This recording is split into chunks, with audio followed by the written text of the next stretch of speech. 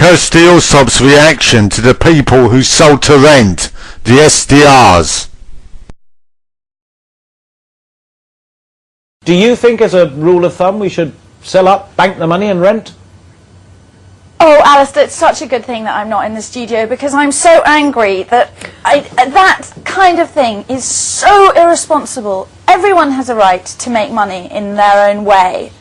But to set up a website which is attempting to spread rumours about a market crash, causing misery to millions of people, I mean, it's like starting a rumour that there's smallpox in the water because you have the patent of a smallpox vaccine. I mean, I can hardly speak, I'm so cross.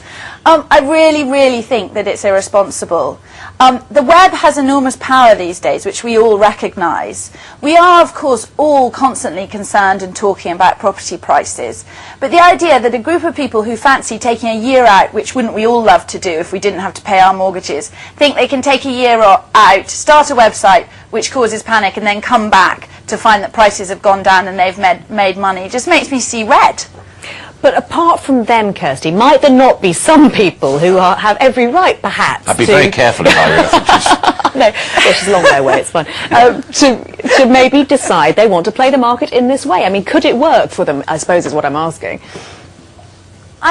In the stock market, there's rules against this kind of thing. You know, there are insider trading regulations and that kind of thing. And I totally appreciate people playing the property market. I can feel my face going red. And I understand, as I said, people's desire to make money. But I do think this is the type of website which is trying to start a panic. There isn't going to be a market crash. There may well be a levelling off in the prices, which is something we've all been praying for years. But the couple who sold their house a year ago, I do feel sorry for them, because they will have seen that house go up in value over the last year. And with stamp duty and agents' fees, you'd have to be looking at a 20% market crash in order simply to break even if you came out of the current market for more than a year. So you have to be very, very careful, because you really could lose money this way. Quick final thought on that one. The whole buy-to-rent business. I read something in one of the Sunday papers that the lenders are now making it slightly easier on the multiples, how much you can borrow and the rest of it, because rents are now actually beginning to come down, so it could all unravel anyway.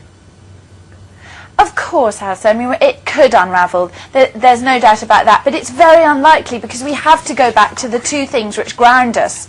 Interest rates are historically low, despite the rises we've had recently, and employment is very, very high.